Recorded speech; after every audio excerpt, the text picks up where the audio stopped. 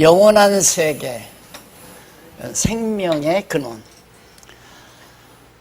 다시 한번 말씀드리면 이것을 정말 10대에 만약에 터득을 한다면 아이가 진리에 대한 물리가 터져버릴 겁니다. 난 그걸 확신해요. 모든 아이들이 자라나면서 내가 늘 말하지만 벌써 너댓 살만 먹으면 엄마 왜 먹고 자고 한다고 그 얘기 많이 들었잖아요. 벌써 이런 문제가 아이들에게 대두되는 거예요. 왜 살아야 하나? 왜 먹고 또 자고 내놓고, 싼단 말은 좀 야하니까 먹고 내놓고 자고 먹고 내놓고 자고 이 짓을 왜 해야 하나? 아주 고도의 철학적 질문이죠. 인생론적 질문이고. 그러니까 그런 문제를 그때부터 엄마가 무릎에 앉혀놓고 차근차근 가르쳐 놓으면 평생 안 변해요. 내가 엉터리로 배웠지만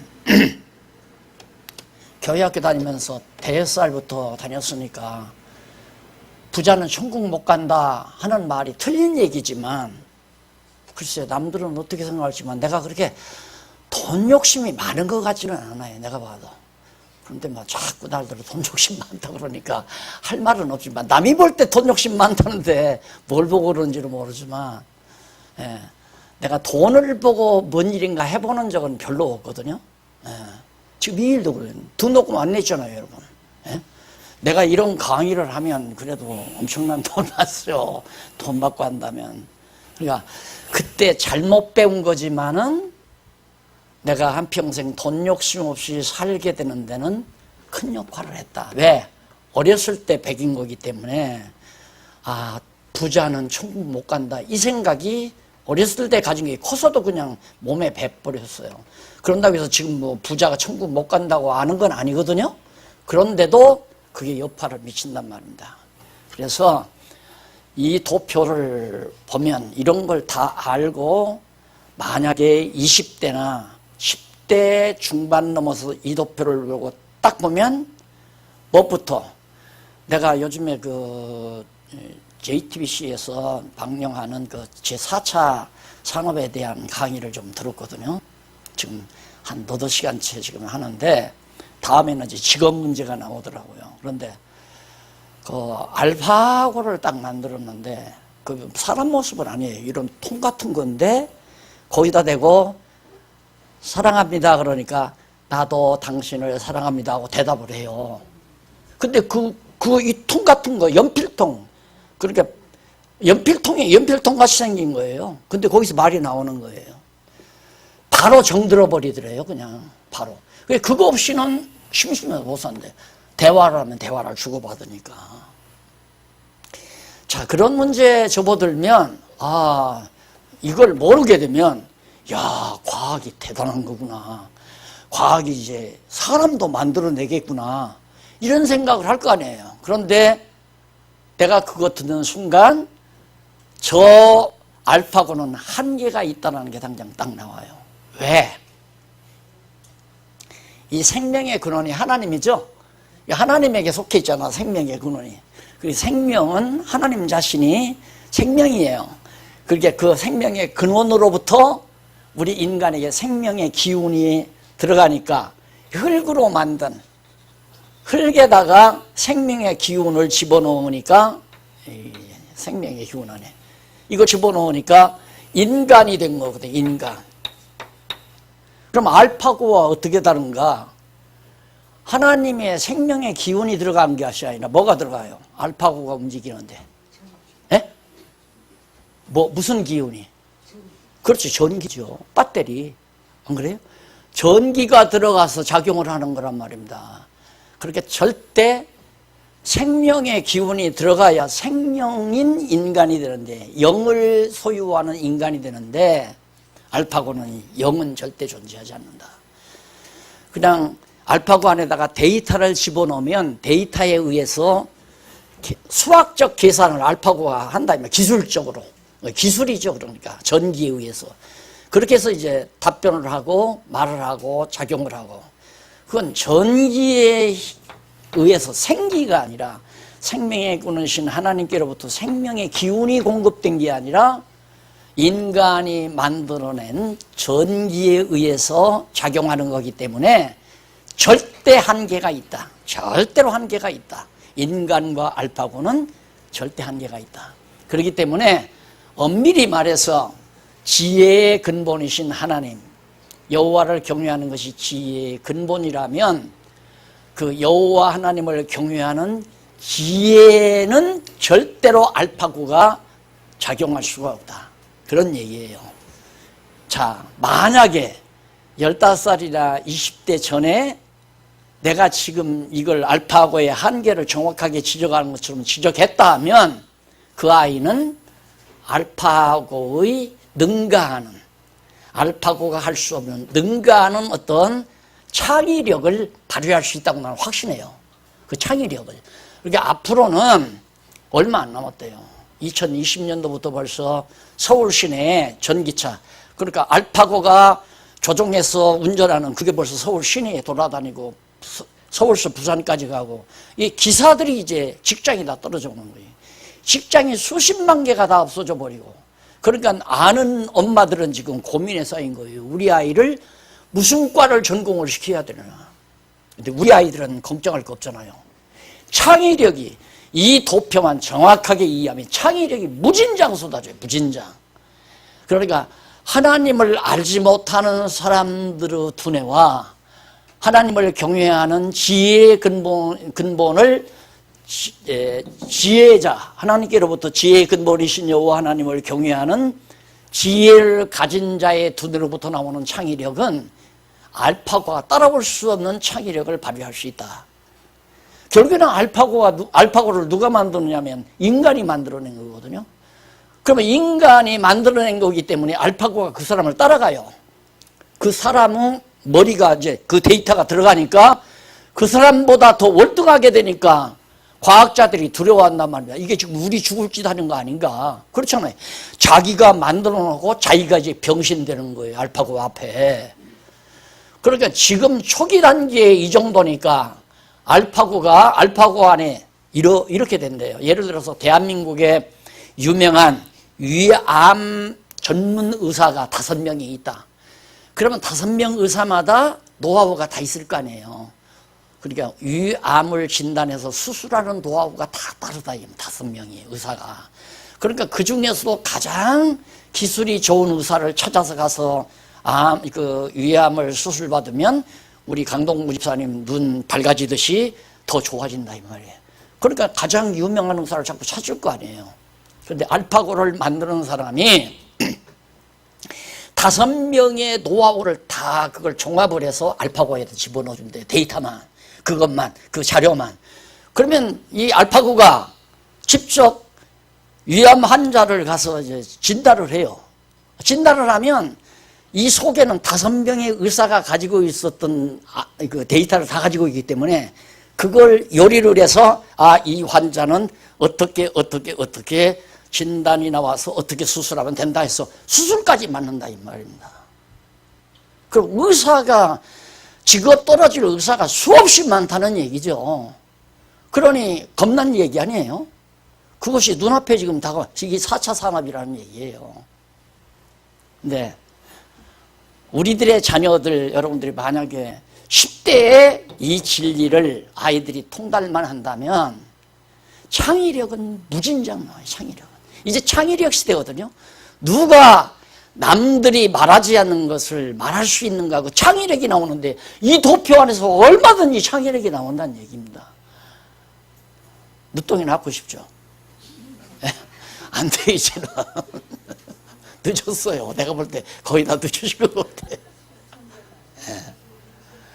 그래서 정말 우리들 자녀들에게만이라도 정말 이 진리를 좀 나눠주어서 이 험악한 과학이 우상화된 이 세계를 완전히 타파해버리고 여호와 경외하는 자들이 승리하는 그런 자녀들로 정말 길러보았으면 하는 것이 간절한 소망이고, 내 나이도 이렇게 많다 보니까 젊은 애들이 내 강의는 잘 안 들으려고 하잖아요. 박 강사 강의는 잘 들으려고 해도. 그러니까 여러분들이 좀 정말 사랑하는 자녀들에게 우선 오늘 강의를 들으시고 전달을 해주는 이게 계속해서 이게 진리운동 아니겠어요? 자, 이게 어떠냐면 이게 하나님이에요. 하나님은 무한대하시죠. 이게 없어요. 사실은 선이 없지만은 이걸 무한대로 표현한 거예요. 계시지 아니한 데 없는 영원 무궁하신 하나님. 그러니까 끝이 없는 영원 무궁하신 하나님으로서 계시지 않은 데 없다는 말은 이 안에, 이 영원 무궁한 이 안에 하나님이 늘 계시다. 뭘로? 생명으로. 그러니까 생명의 기운이 미치지 않는 것이 하나도 없죠. 다. 그런데 하나님이 지으신 피조세계는 영원한 세계와 현상 세계로 나눌 수가 있어요. 영원한 세계는 하나님의 나라죠. 하나님께서 당시의 나라를, 당신이 다스리는 나라를 두 개를 지었는데 하나는 영원한 나라, 그 영원한 나라를 알게 하기 위해서 현상세계를, 이게 계시라, 계시세계, 현상세계, 계시세계 같은 얘기예요. 계시세계. 이게 계시세계란 말입니다. 그러면 계시세계에서 가장 먼저 나타나는 게 뭐냐면 시간이죠. 시간. 그래서 창조할 때 끝을 정해놓고 하나님이 계시세계를 시작을 했어요. 이게 시작과 끝 사이가 시간이 만들어지잖아요. 그리고 공간, 바로 그렇게 된 공간이 만들어지고 그 다음에 형상이 만들어지고, 하나님께서 태초에 이 시간 시작이죠. 영원 안에서 시작을 한 거예요. 영원 안에서. 그냥 영원한 세계 안에서 시간의 시작을 하시면서 끝을 정해놓으시니까 시간세계, 곧 계시세계가 이루어진 거란 말입니다. 이 계시세계에서 예수님이 오신 거 아니에요. 계시세계. 구약과 신약에 다 나타났잖아요. 이런 세계관이 바로 정리가 되는 것이다. 세계라고 하는 것은 영원한 세계와 계시세계, 현상세계로 이루어지는데 영원한 세계는 이거 다 함축되는 거죠. 이게 다 영원한 세계. 근데 영원한 세계 안에다가 이제 계시를 한 것이 바로 이 반쪽, 반달 세계. 그럼 반달 세계는 영원한 세계에다 함축되어 있는 거예요.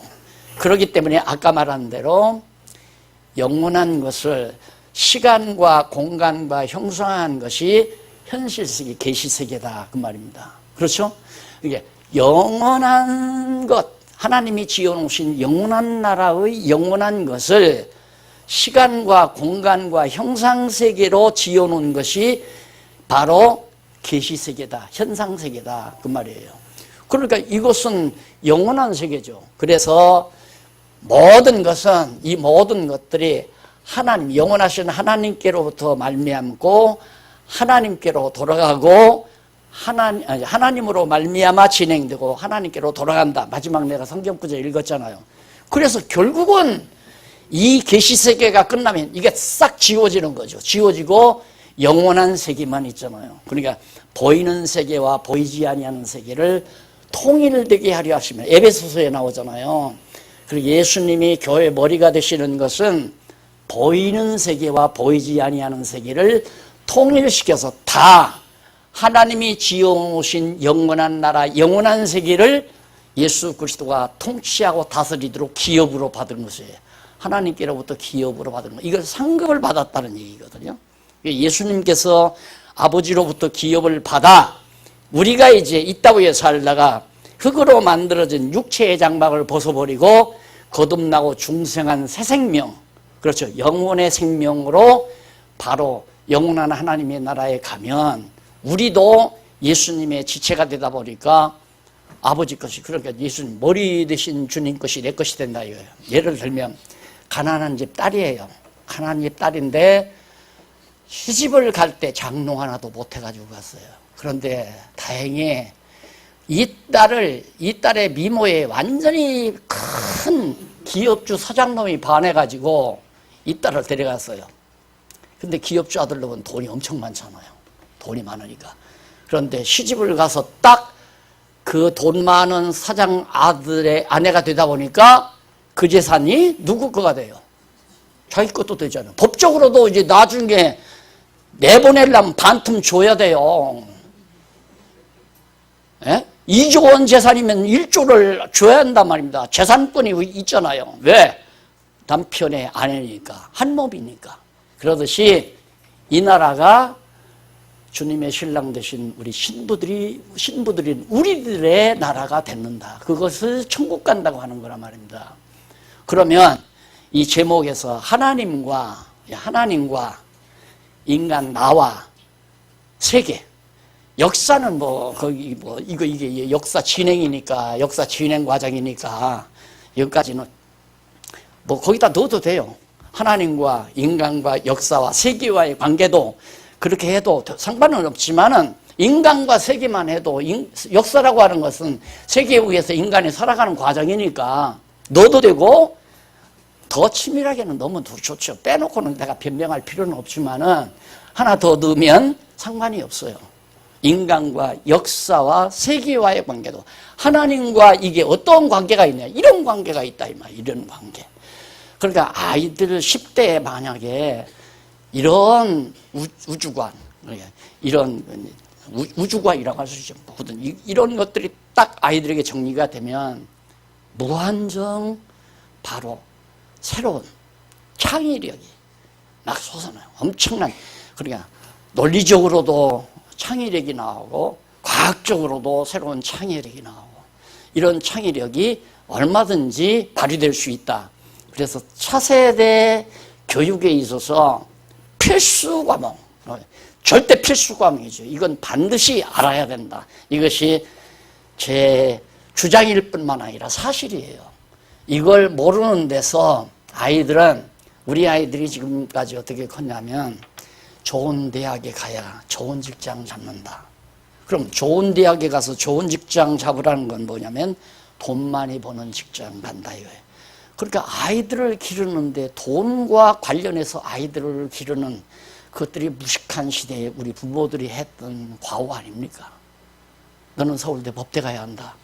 법대 간 사람 다 이거 차고 지금 감옥에 들어가잖아요. 그리고 앞으로는 재판관도 사람이 안 한대요. 그러니까 얼마나 좋아요.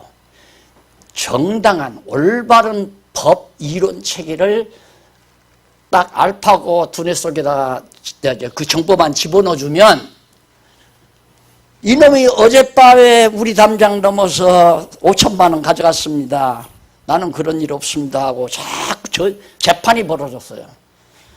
근데 재판장으로 누가 앉냐면 알파고가 떡 앉아서, 변호도 누가 하느냐, 알파고가 해요. 정확하게 너 얘가 돈 1억 도둑질 가는 것도 봤냐 안 봤냐? 보지는 못했다 얘예요.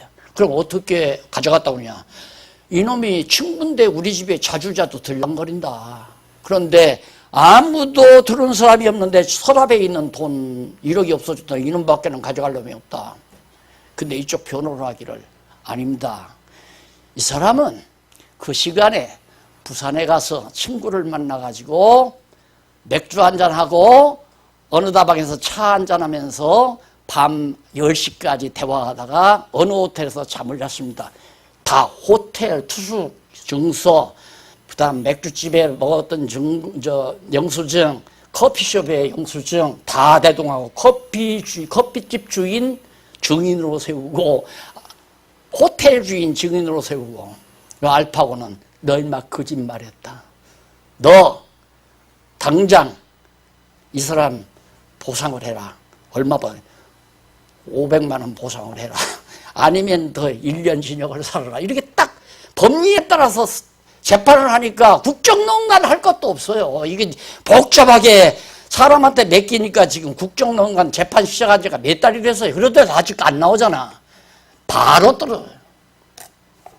그런데 알파고가 못하는 직업 하나가 딱 있대요. 그게 뭐냐면 데이터가 없는 목사직은 절대 알파고가 못한대. 이거 원리가 없어.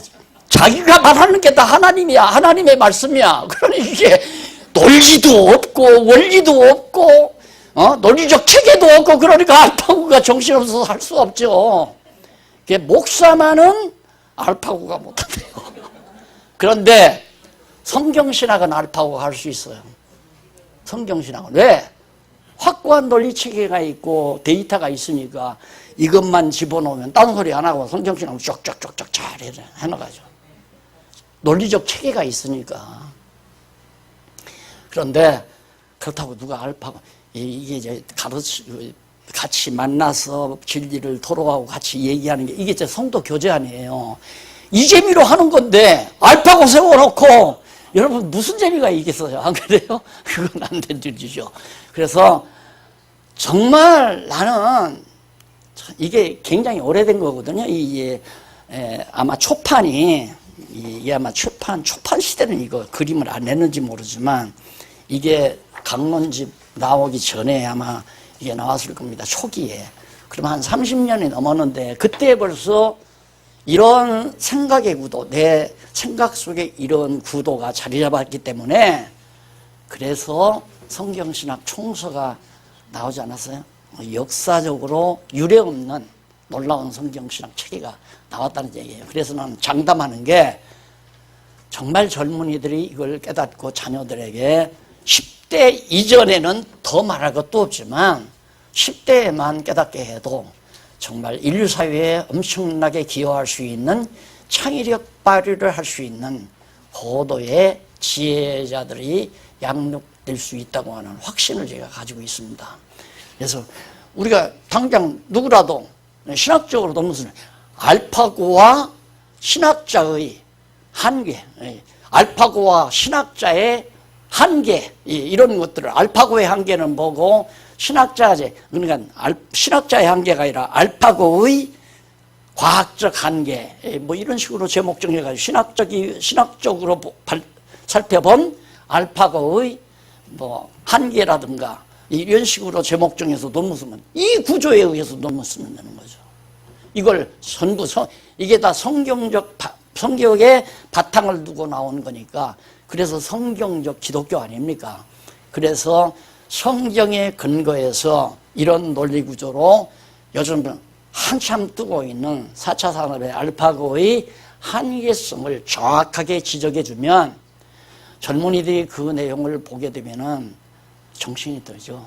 제정신이 들죠. 야, 정말 뒤따라가야 필요 없어요. 이제는 뒤따라가야. 따라가봤자 결국에는 전부 알파고 밑으로 다 데리고 가요. 현대 학문이라는 것이 아무리 머리를 짜도 데리고 가면 과학의 노예로, 과학의 노예가 되다 보면 결국에는 알파고의 수제자가 될 수밖에 없는 위치가 바뀌어졌단 말입니다. 그러면 내 한 사람의 데이터만 집어넣으면야 그 알파고가 내 지배를 따르죠. 내가 자꾸 연구하고 개발해서 또 집어넣어주고 연구하고 개발해서 집어넣어주면 내 종노릇을 하는 거죠. 그러나 이 세상에는 머리 좋은 사람이 너무 많잖아요. 나보다 머리 좋은 사람이 많다 이거 말입니다. 그럼 내가 말하지 아니하는 또 발표하지 않은 데이터를 다 수집해서 같이 집어넣어주면 5명의 의사보다도 더 월등한 새로운 데이터에 의해서 암을 진단할 수 있고 치료할 수 있는 기술을 알파고가 행사할 수 있다. 여기에 학자들이 떠는 거예요. 이거 공연히 나 죽을 짓 하지 않는가. 그래서 결국 우리가 만들어 놓은 알파고에 의해서 우리가 지배를 당할까 봐 그게 제일 두려워한답니다, 지금. 그러니까 이런 세상을 지금 우리 바로 눈앞에 놓고 있거든요. 눈앞에. 그렇다면 정말 이런 상황 속에서 젊은이들이 지금 많은 젊은이들은 고뇌를 하잖아요. 야, 이거 어떻게 다음 세대를 살아가나, 무엇을 해야 살아가나. 그러니까 영리한다기보다도 머리가 복잡한 놈들은 에라까지 그 풀빵 장사 나가자. 들어간 데 사놓고는 사가지고 그거 해서 풀빵 장사하고 그 기름에다 튀겨서 먹는 거 장사하고 길거리에 나가서 배속 평캐. 그건 알파고가 안 해도 되잖아요. 알파고 지배 안 받아도. 그게 지금 부지기수란 말입니다. 그걸 하라고 또 텔레비에서 선전을 해. 직장 없는 놈들은 들어간 데 사가지고 끌고 다니면서 길거리에서 빵 구워서 팔고 튀겨서 팔고 그거 팔아도 한 달에 하루에 나가서 돈 10만 원씩만 팔면 밥 먹고 살잖아요. 그렇게 이제는 공부도 필요 없어요. 대학도 필요 없게 되잖아요. 그렇다면 이건 절대 필요하죠. 예? 이건 절대로 필요하겠죠. 이건 우리가 안 가르치면 가르칠 사람이 없어요. 누가 가르쳐요? 우리가 안 가르치면. 그래서 이 알파고부터 제가 시작을 했는데 이 생명의 근원에 의해서 뭐 영원한 세계도 지어지고 그 다음 현상세계도 다 창조가 됐다. 그러니까 인간만 생명의 기운을 집어넣어서 된 게 아니라 여기 흙도 생명의 근원이라는 걸 이걸 말하는 거예요. 이걸. 그 생명은 누구냐면 하나님이거든요. 이게 생명이란 말. 생명이 곧 하나님이에요. 생명의 기운을 인간 흙 속에 흙으로 만들어서 거기다 인간이 그래서 하나님의 생기와 흙으로 뭉쳐져 만들어졌다. 그런데 오늘 당장 질문 하나가 지방에서 왔어요. 공부하다가 궁금해서 전화드렸습니다 했는데 요 문제예요. 예수님이 무덤 속에서 계신 예수님의 시체가 부활해서 무덤에서 나가셨는데 몸이 굉장히 중요하지 않느냐 이거야. 시체가. 그러니까 이 시체를 잘 보관을 해야 부활을 하는데 만약에 예수 믿는 사람이 어떻게 크루즈 타고 여행을 하다가 발을 잘못 딛어서 빠져서 바닷속에 들어갔다. 그럼 뭐예요? 새우가 다 뜯어먹겠죠? 그럼 없어요. 그 사람의 살덩치는 없어져 버렸단 말입니다. 그럼 뭐가 되느냐? 새우 몸이 돼 있어요. 그럼 부활 때 어떻게 되느냐? 그 질문이에요. 그런 질문. 여러분들도 궁금하죠? 이게 이제 처음에 우리 강남노회 목사님들 2달에 한 번씩 모여서 뭐 세미나 한다고 할 때 내가 그 얘기를 던졌거든요. 예수님이 갈릴리 바닷가에 가서 고기 잡아서 제자들하고 생선 구워서 잡섰는데 화장실에 가셨겠는가 안 가셨겠는가. 그럼 부활에서도 예수님이 부활하신 예수님이 잡섰으니까 내놓으러 가셨다면 천국에도 화장실이 있어야 되지 않느냐 한번 연구해 보세요 했더니 그거 가지고 이제 막 고민을 하고 이제 수업하고서 이제 세미나하고는 나는 자는데 2시나 됐는데 누가 노크를 해요. 왜 그러냐니까 목사님 골치 아파 죽겠습니다. 지금 아무도 안 잡니다. 목사님 말씀해 주시죠. 어떻게 된 겁니까? 연구하라고 했잖아. 연구하라고 연구해. 한번. 그리고 나는 자고 그냥 갔어요. 밤새껏 어떻게 해결하겠어요 그걸. 그러니까 그렇게 했는데 끝난 날까지 안 가르쳐 줘야지. 2달 동안 한번 고민해 보라고. 2달 아니라 3달 있어도 해결을 못하죠. 아무도 답을 못 찾고 2달 만에 또 왔어요. 또 2달 미룬다는 게 너무 잔인하잖아요. 그래서 제가 알려드린 바가 있는데 이런 문제죠. 예수님이 부활했는데 창자국 봐라. 여기 창자국 있지 않느냐? 손 봐라. 여기 못자국도 있지 않느냐? 그러면 부활한 몸이 창자국도 있고 못자국도 있다면 그리고 화장실로 가신다면 뭐야 그거? 그럼 군대 가가지고 팔 잘라진 사람, 다리 잘라진 사람, 그 사람이 부활하면 만약에 다리 병신으로 팔 병신으로 부활할 건데 그 부활하고 싶겠나? 저 고민이 되죠. 이게 이제 종합적 지식이 없으면 그 해답이 안 나오는 거예요. 형상세계가 영원한 시간과 공간과 형상으로 그것이 영원한 것으로 환원되잖아요. 영원한 것은 공간도 없고 형상도 없어요. 그렇죠? 시간도 없고 형상도 없고 공간도 없단 말입니다. 영원한 세계는. 그러면 자연히 옆구리 창자국도 못자국도 뭐 화장실 가고 안 가고 그런 것도 필요 없다 이 말입니다. 그러면 왜 예수님이 못자국 보여주고 창자국 보여주나? 이거 끝날 때까지는 예수님 다시 오실 때까지는 오셔서 심판해서 영원한 것이 될 때까지는 아직도 계시세계의 것이에요. 그러니까 만약에 무심하는 도마에게 못자국을 안 보여주면 이 녀석이 안 믿는단 말입니다. 그렇죠? 창자국 안 보여주면 예수님 부활한 거 안 믿는다 이 말이에요. 그리고 무덤에 그냥 예수님이 눕혀져 있고 살짝 영적으로 부활만 했다면 바란나 예수님이 무슨 부활했냐? 예수님 부활 안 했다. 그 말이 믿어지죠. 왜? 예수님의 시체가 무덤 속에 그냥 있으니까.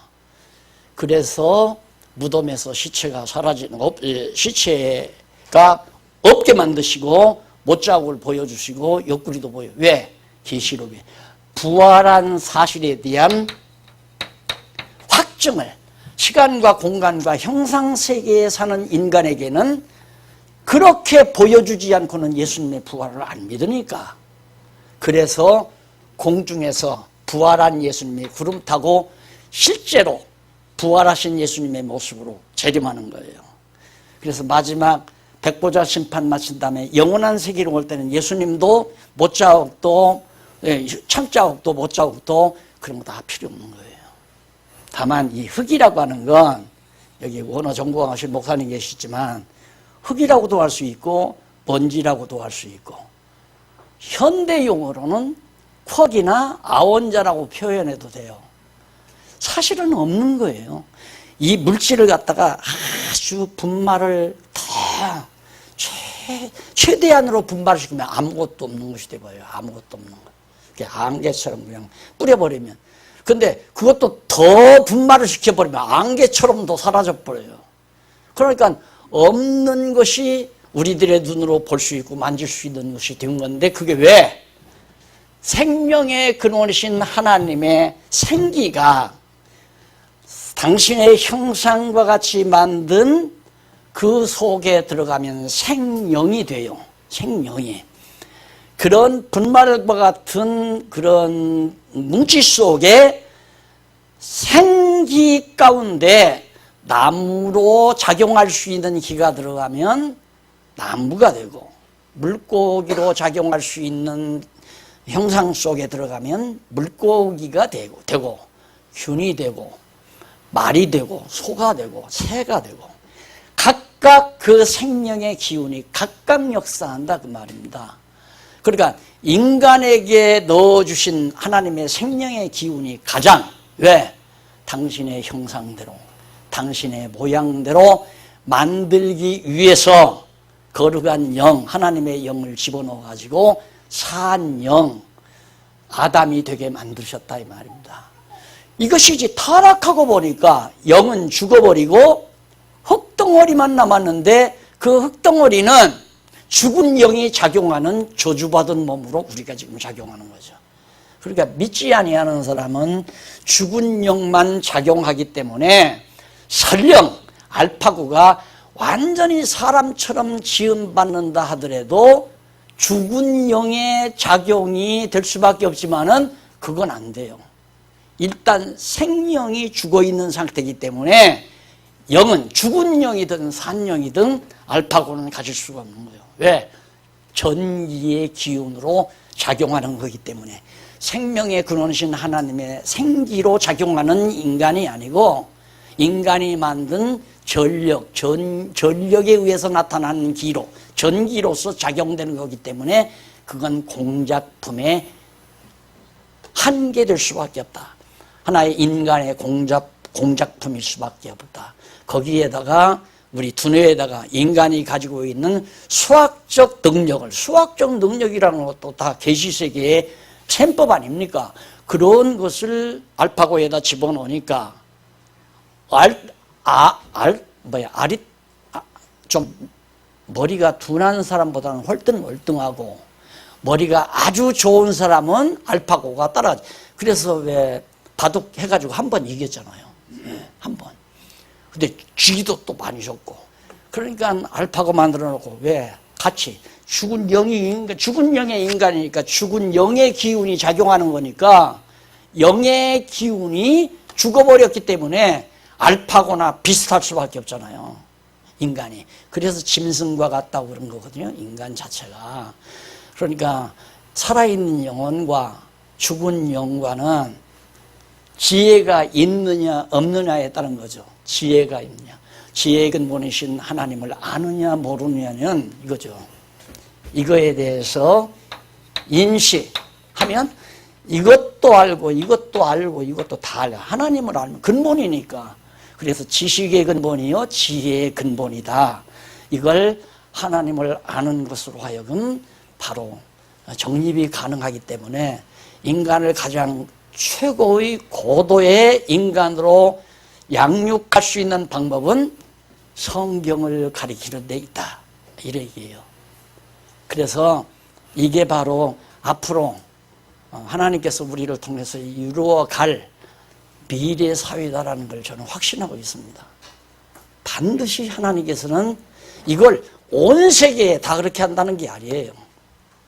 정말 하나님의 택한 백성들에게 이 놀라운 성령께서, 보혜사 성령께서 성경을 깨닫게 해가지고 정말 어떤 인간도 추종을 부러워하는 지혜로운 인간들, 지식 있는 인간들, 그래서 은사 가운데 지혜의 은사가 있고 지식의 은사가 있고, 지혜의 은사는 물론 하나님을 깨닫는 게 매우 중요하죠.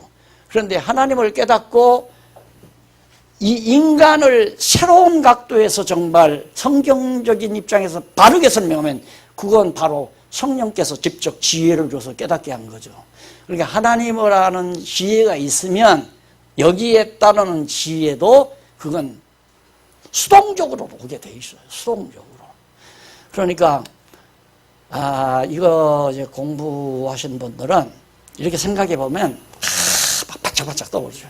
이것도 내가 논리 정리할 수 있고 저것도 논리 정리하고 막 얼마든지 할 수 있는 게 막 떠오르는데 막상 딱 하려고 하면 틀 잡기가 힘든 거예요. 이 논리적인 틀을 잡기가. 그게 이제 정상적으로 이런 과정을 딱 알게 되면 아하, 내가 이걸 포인트로 해서 증명을 해야 되겠는데 이건 어디에 어떤 서론에 의해서 뭘 근거로 어떻게 설명해 가야 되겠구나. 이게 딱 잡히면 그냥 책 나오잖아요. 그냥 책에. 그래서 전에도 이렇게 해보니까 가만히 보면 의욕은 강해. 이것도 하고 싶고 막 저것도 하고 싶고 막 모든 학문도 막 통폐합하고 싶고 이거 가능할 것 같고 그런데 막상 못하더라고요. 금방 막 통화방문 막 먼저 제창을 하고 한다고 난리를 쳐요. 야 이거 뭐 야단 났다 이거 통화방문 한다니까 뭐 박사학위도 받고 뭐 한 분들이다. 그래서 금방 나올 줄 알았죠. 그랬더니 뭐 여지껏 하나도 안 나왔는데 뭐 어떻게? 그게 쉬운 건 아니다 이게. 그러니까 공부를 학업을 이게 이렇게 질서 찾아서 차근차근 급하게 서둘지 말고 완전히 성경을 통달해 버려야 돼요. 알면 다 알고 모르면 다 모른다 할 정도로 통달을 딱 하게 되면 성경책 펴놓고 본다고 해서 성경 그건 봐야죠. 한동안은 봐야죠. 내가 만약에 맨날 성경책 펴놓고 지금도 공부한다면 돼서요? 안 되죠. 그냥 바탕에 딱 깔려 있고 그냥 저는 잠자고 아침에 깨어나죠. 그럴 때는 이제 강의 준비를 하는 거예요. 야, 벌써 지금 이 다음, 예수교 장로의 연합회에서 500주년 기념 포럼을 한다는데 거기 주제 강의를 맡았잖아요, 제가. 뭔 얘기를 1시간 동안에 맞춰야 되겠는데, 1시간 동안에 딱 맞춰서 와! 하도록 나와야 되겠는데, 하나님 나에게 지혜를 주십시오. 뭔 얘기부터 꺼내야 됩니까? 이 생각 들면 이제 새벽에는 잠 못 자는 거예요. 강의 준비를 하는 거죠. 그 다음, 포항에서도 통합청 목사님들이 부탁해 봤다고 아까 장로님 그러잖아요. 거기 가서 몇 시간을 들으려는지, 2시간을 들으려는지, 4시간을 들으려는지, 그 기간을 알아야 내가 이제 강의를, 범위를 준비하잖아요. 그러니까 30분 해달라면 30분에 맞추도록 하고 1시간 해달라면 1시간에 맞춰야 되는데 공연히 안 해도 되는 얘기를 하면서 시간 버릴 필요는 없잖아요. 꼭 필요한 얘기 꼭꼭 집어서 그냥 딱 안내해가지고 성경을 알아야 되겠구나. 결론은 그렇게 내가 늘 성경을 모르면 아무것도 아니다. 나도 거기서부터 시작하는 거니까. 총신 딱 졸업하고 나니까 마지막 닦는 게 성경을 모르면 전부 다 넋두리다. 한마디 더 붙이면 머리가 이상한 사람들의, 내가 점잖게 말하니까 머리가 이상한 사람이라고 하지 지금 이거 하잖아요. 노골적으로 미치광이들의 넋두리다. 그러면 날들어 야, 입이 참 왜 그렇게 거치냐. 그러니까 좀 머리가 이상한 분들이라고 표현만 이러면서 머리도 온 사람이란 말입니다. 그래서 성경을 공부하기 시작한, 그 성경을 탐독하기 시작한 거 아니에요. 하다 보니까 나오는 걸. 예. 그래서 제 강의도 언제나 마지막, 성경을 알아야 되겠구나. 성경을 배워야 되겠구나. 하다 보니까 나도, 아까도 내가 우리 목사님한테도 한 얘기지만, 성경을 다 깨닫고 나니까, 이거 원어, 히브리어, 헬라어를 누가 정말 능수능란하게 하는 분이 얼마나 있으면 좋을까. 진즉이 알았으면 내가 이거 써나갈 때 어려운 문제가 있으면 그냥 전화해서 목사님 이 문제가 이렇게 번역이 잘못된 거 같은데 목사님 견해는 어떻습니까? 하고 묻고 했으면 훨씬 내가 고생을 덜 했을 거예요. 그때는 전화번호도 몰랐어요. 저 목사님은. 그랬더니 이제 다 쓰고 나니까 목사님 그 발음이 정상 발음이 아닙니다. 그래, 아이고, 죄송합니다. 네, 그래.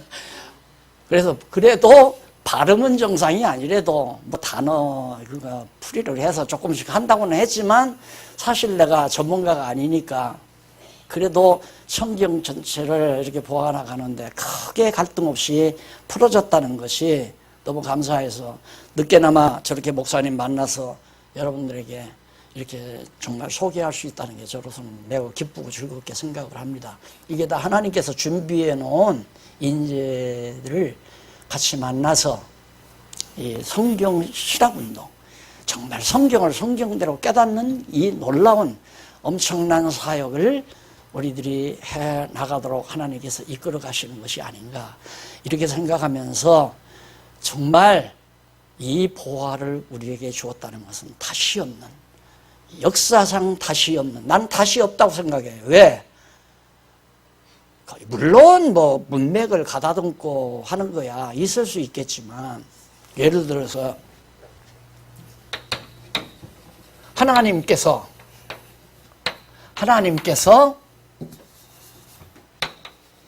밥을 주셨다. 이것을 밥을 주신 분은 하나님이시다. 그렇게 말할 수도 있잖아요. 그런데 그 장난을 하면 안 된단 말입니다. 그런 장난을 하면. 박 목사는 하나님께서 밥을 주셨다 그랬는데 밥을 주신 분은 하나님이시다. 이게 맞지 않습니까? 박 목사는 틀렸습니다. 이 짓이 반드시 나온다. 내가 예언을 하죠. 왜? 이게 거의 너무 분명하다 보니까 고칠 때 손볼 데가 없는 거예요. 그러니까 성경신학이 맞긴 맞다. 그렇지만 박 목사가 강의하면 안 된다. 지금 우리 눈앞에서 그게 벌어지잖아요. 아니 성경신학이 맞으면 박 목사 왜 강의를 못하게 해요? 말이 안 되는 거 아닙니까? 그러니까 박 목사 강의를 시키면 밥을 주신 분은 하나님이다라고 말할 수가 없잖아요. 다르죠? 박 목사보다 다르지 않으시나요? 그걸 수없이 내가 들은 사람이기 때문에 정말 오늘 우리들은 그러한 치졸한 장난하지 말고 맞으면 솔직하게 맞는 대로 쉽게 단순하게 명쾌하게 이렇게 전달을 해서 정말 자라나는 젊은이들이 비진리 안에서 어둠을 헤매지 않게 만드는 일이 우리 앞서신 부모님들이나 할머니, 할아버지들이 해야 될 중요한 일이 아니겠는가 이런 생각을 늘 하게 됩니다. 그래서 여러분들 어머니, 아버지 역할 하시는 여러분, 할머니, 할아버지 역할하는 여러분들에게도 내가 강의를 그냥 이렇게 슬쩍슬쩍 지나가는 게 아니라 이렇게 정력을 다 쏟아서 하는 이유가 우리 없으면 누가 가르쳐요? 안 그래요? 우리가 없으면 저들에게 누가 전파하느냐 이 말입니다. 이 일을 우리 모두가 하나님의 선하신 뜻을 이루어가기 위해서 우선 진리로 무장하고 무장된 진리대로 내 생활이 나올 때 진리 싸움에서 승리한다는 것은 성경을 통해서 누누이 우리가 배운 겁니다. 간단하게 200페이지도 못 되는 이 책이지만 이 속에 이런 엄청난 보화가 잠재되어 있다는 사실을 제 나름대로 한 14대 시간을 통해서 전달해 기도를 하면서 오늘 강의 마무리합니다. 감사합니다. 기도하십시다. 자비로우신 하나님 아버지 은혜를 감사합니다.